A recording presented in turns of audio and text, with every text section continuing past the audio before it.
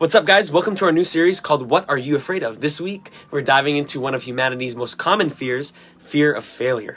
See, most of us have failed at some point in our lives. I have, and that experience might have been enough to make you fear ever trying new things again.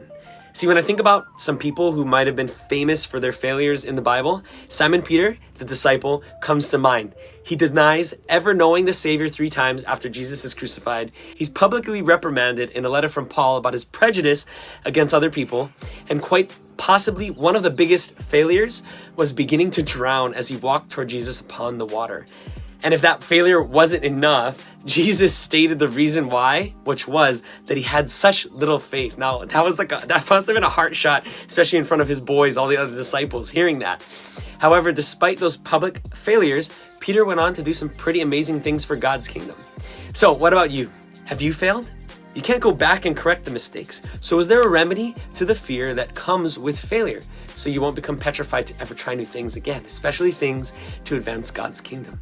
Here are 2 remedies to the fear of failure. Number 1, get back up. Proverbs 24:16 says, "The righteous man falls 7 times, yet gets up again." Don't let fear keep you down. Commit to persevere for the Lord. And lastly, number 2 is if you're walking according to Yahweh's will and it's stated in His word, the Bible, there is no failure.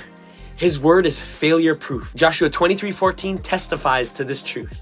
It says this, "Now I am about to go the way of all the earth. You know with all your heart and soul that not one of all the Lord's good promises, not any of His promises that God has ever gave you has failed. Every promise has been fulfilled. Not one has failed." Guys, when God promises something, He never fails. So join us in person as we dive deeper into this topic.